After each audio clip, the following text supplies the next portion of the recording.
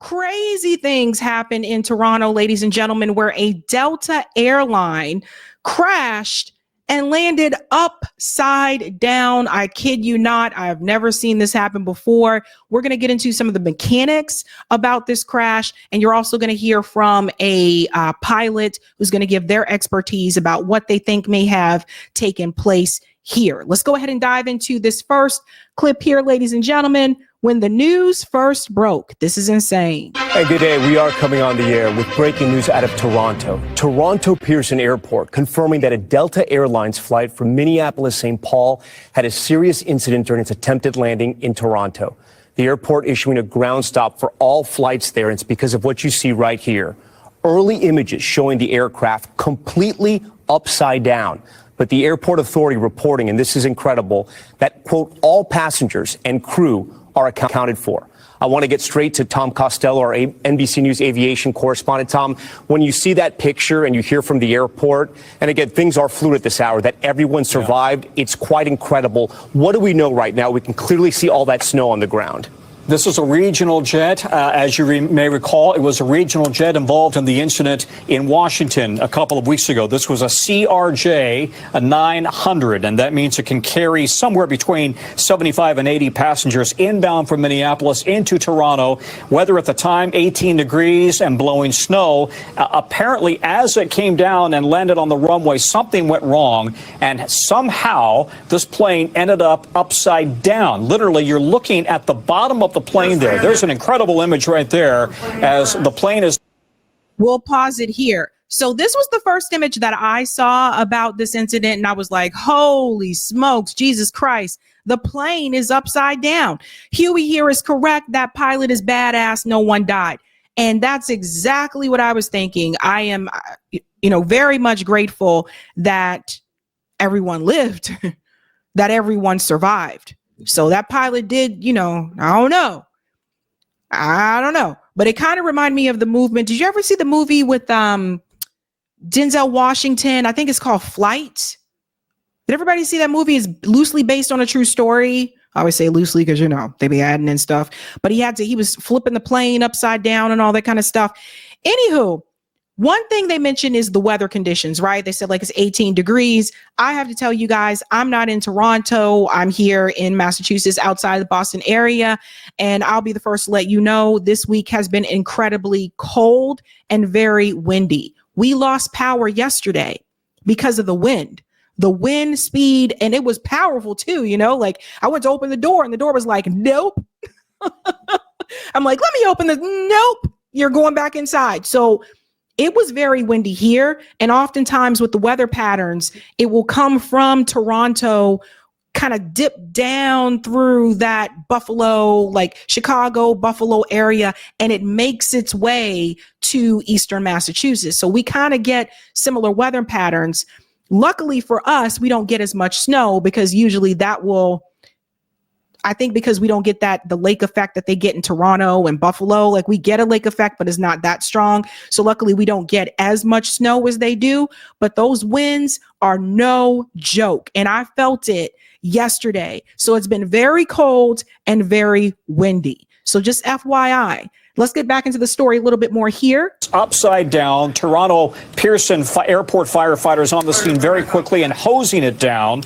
The amazing portion of this, as you mentioned, the airport is tweeting that all passengers and all crew accounted for. And the question is going to be, what happened? Was it in the landing? Was it did they hit ice as they were landing and unable to control the plane? There are a lot of unanswered questions right now, but more than anything, I think everybody is grateful, Tom, that nobody has been killed, according to the airport.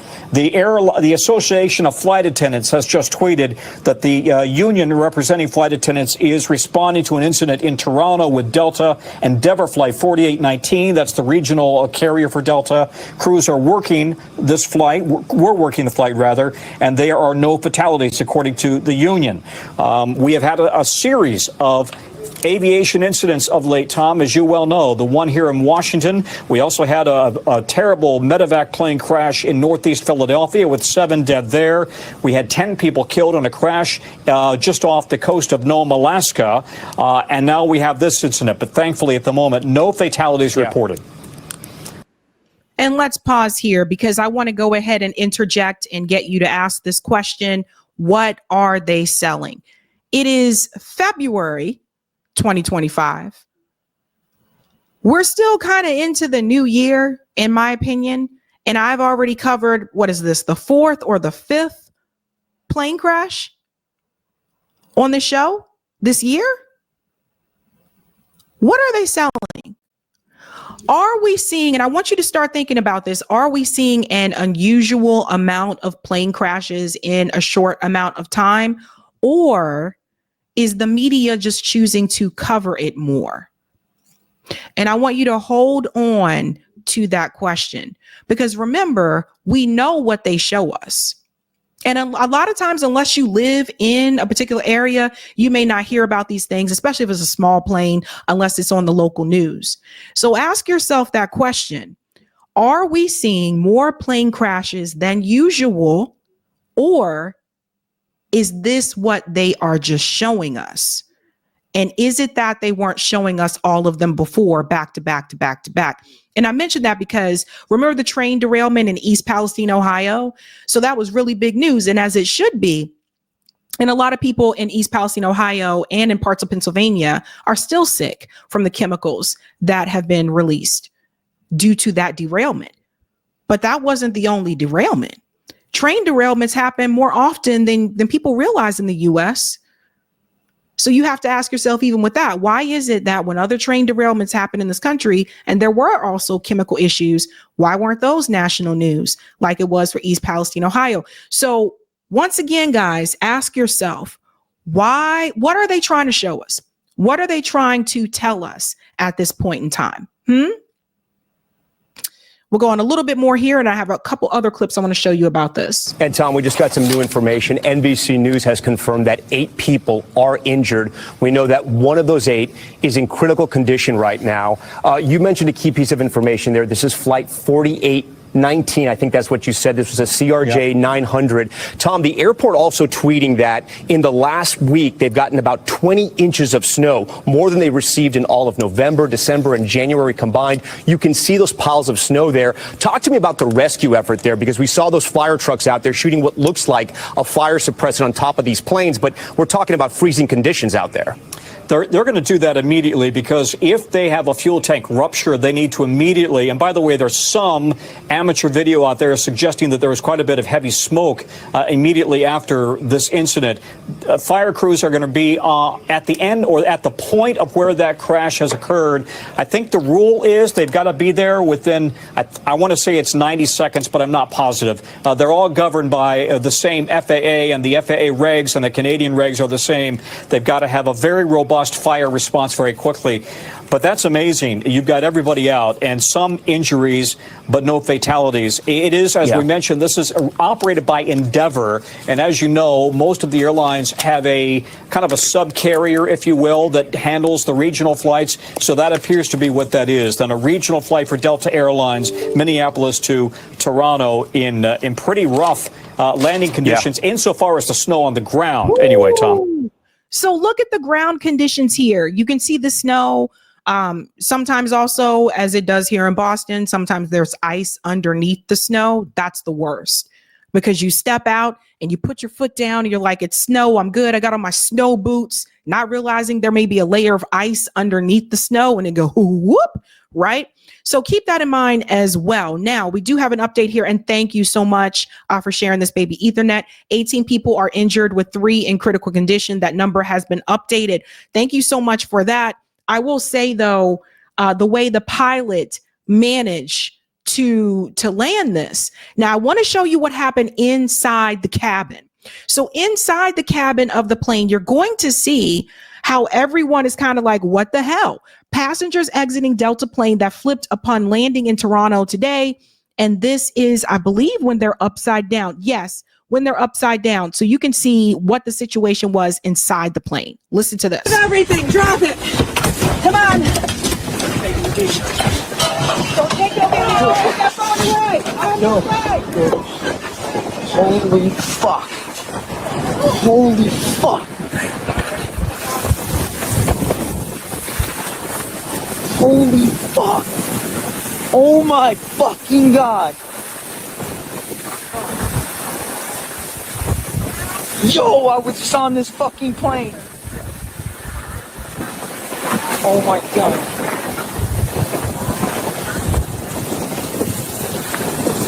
Yo, I was just on this fucking plane. Holy fuck. The way that people are getting out of the plane and just walking, like that to me was shocking. Like I did not expect to hear about any survivors at first. I was like, what? When I heard about this crash. But yeah, very scary there, folks. Very scary. Now we want to get into what possibly caused that crash. There was a passenger that did appear on GMA. I want you to hear from them as well. We are joined now by one of the passengers, John Nelson. John, thank you for joining us this morning. Walk us through what happened. Any warning at all? No, it was a normal flight from, Minneapolis. I had been on the flight from Detroit coming into Toronto here.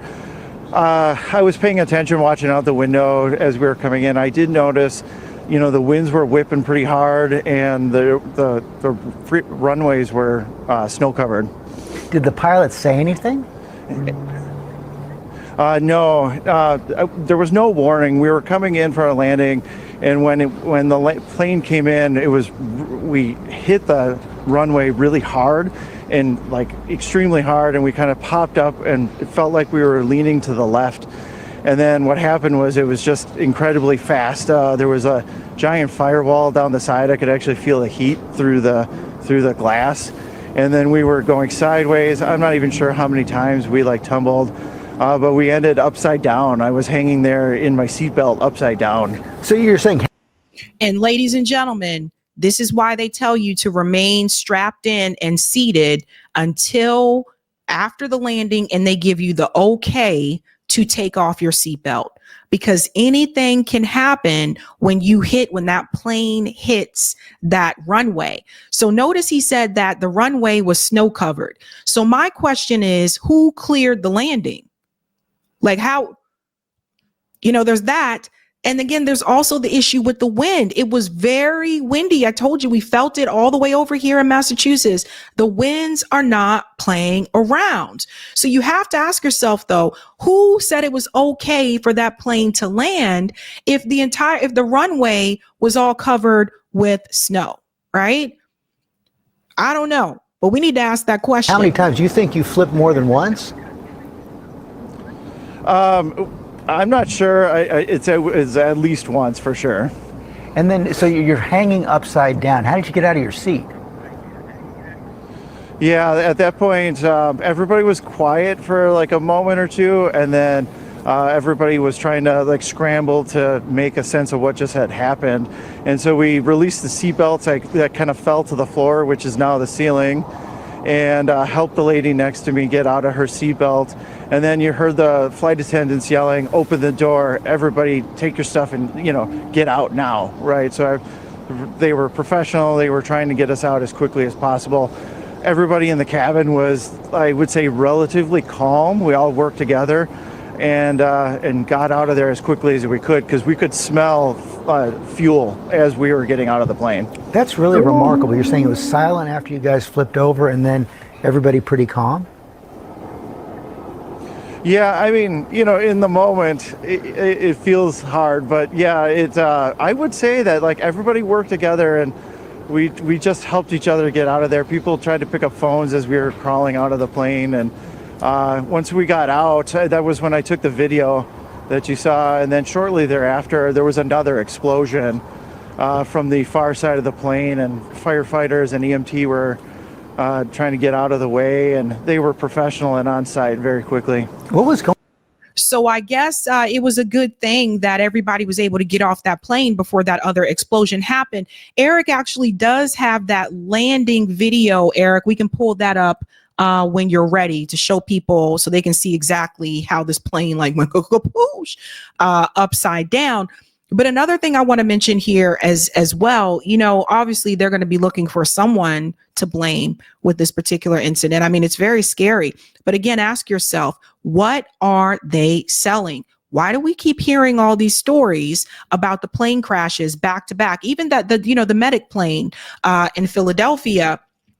I've pointed to our infrastructure before, and I've talked about how obviously you had a company like Boeing that has been pushing production when it wasn't quite ready.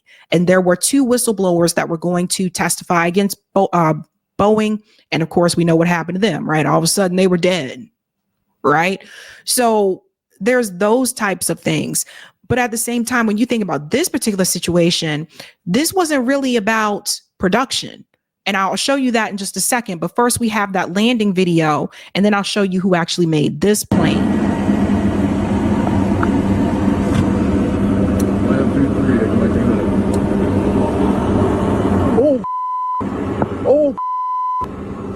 Oh, no. So guys, it caught fire as it landed. So it's a miracle they're all still alive. Tower, you're seeing this airplane just crash into 3. Oh my God. Is that, I think that's ice on the runway. Hold on. I'm gonna go back. Oh. See right there? So you can see it caught fire right there. Right? So one of the things was the wing.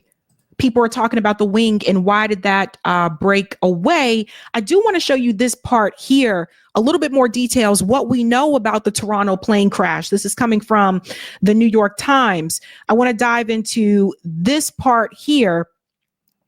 The plane skidded on its right side. So this is coming from Mr. Kukoff, who was sitting at the window.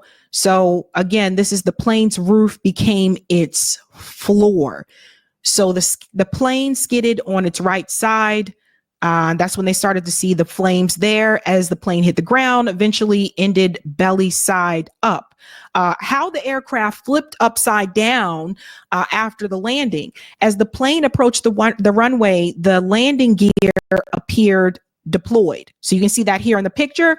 We go to number 2. You can see soon after it touched down, the plane's right wing hit the ground, sparking flames. So here's where you see that first spark right there. And then you see more here. And that's the right wing of the plane. If we go to number 3, the left wing was seen rotating as the plane was flipped on its back. And you can follow the sequence of the pictures here to see that plane do its roll. And number 4, the plane continued to skid upside down. Right? So let's talk about the drifting snow. There was drifting snow. There were strong winds coming from the west at about 29 miles per hour with gusts of up to 38 miles per hour around 2:15 p.m., the time of the crash. There was also drifting snow in Toronto, which was struck by 2 snowstorms in the past few days. So you can see it here. If you look at the flight path, ladies and gentlemen, you'll see here's the plane coming down this way. Follow the yellow arrow here, and this is where the plane was landing. So we have a couple of things happening here. We have drifting snow. Wind gusts reached up to 40 miles per hour when the plane landed. So you have the wind gusts coming from this way, the plane landing here, obviously impacting that plane. The final approach, the jet attempted to land amid strong winds and drifting snow. So the question that I have for all of you guys is, was it the right thing to do? Was it right for that plane to land, considering the conditions that I just told you about, right? The wind, the snow drift. I don't know. I'm not a pilot, but what do you guys think about that, right? Pretty risky But he pulled it off where the plane came to rest with its belly up. Right. So there's that there. Another one I want to mention, there were 76 passengers on board. Now, here's the thing, because everybody's asking about Boeing, and I thought the same thing too, right? The plane was not Boeing. So Delta, it's tricky. I'll show you in just a second. Boeing does make some of Delta's aircraft, but this plane was not Boeing. So it was Bombardier jet. The model CRJ 900 aircraft was operated by Endeavor Air, a Delta subsidiary that typically operates smaller planes for the airline. It was about 16 years old. With regular maintenance, such passenger jets are often operated for 2 to 3 decades or more. So far we can see this plane was not out of date. It was having the maintenance that it's supposed to have. It goes on to say here that the Mitsubishi, which bought CRJ line of planes from Bombardier and discontinued its production, said that there were more than 400 CRJ 900s in use by 18 airlines worldwide. So, this one we can't point to with Boeing, and I'll show you their aircraft. This is right on Delta's website. So you can see here, they do have different ones. They have Airbus, they have Boeing, and they have this one here, which is Bombardier, which is what this jet was. So we can't push this one on Boeing, you guys. I think the weather was very, very problematic, and I think that's a big part of it. But I want you to hear from a pilot. I want you to hear what they had to say about this type of crash. Listen to this. Joining me now, Chief Transportation Correspondent, pilot herself, May-K Beeler. May-K, you've been flying here for 40 years or so. Lots of different aircrafts. What do you make of this thing that happened yesterday? So, you wonder, was it totally environmental? Was it snow? Was it ice? Was it the runway? Was it pilot error? Was it mechanical error? Was it the wind? Was it all of that together? So when you have gusty conditions like that, that's a pretty tough situation. If the wind is steady and it's coming right down the runway, that's easy. A nice headwind's going to slow you down. You're going to have a nice soft touchdown. If you have a tailwind, it's going to increase your airspeed. You're going to use more runway. But if you have a crosswind, they say now there was no crosswind, but there was evidence of very strong crosswinds, and that's when the wind is at 90-degree angle to the runway. So if you don't correct for that, the airplane is going to veer off to the other side of the runway. So we have to pause. So does everybody hear what she just said? That you have to correct for those types of weather conditions. So it sounds like to me, she's kind of like pointing the finger towards the pilot. It seems like she's saying that the pilot didn't correct for the weather conditions that were present at that point in time. So that's part of it there.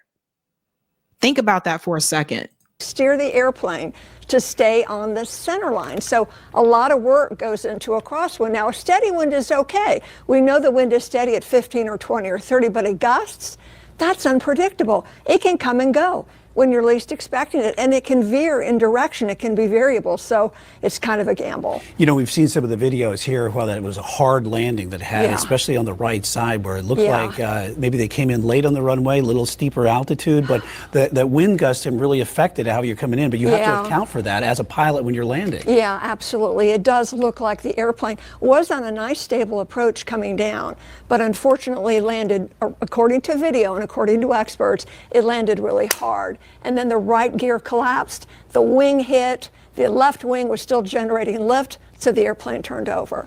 So it appears, we don't know, investigators will tell us, that it was a hard landing, more than 2 Gs. Okay, a hard landing.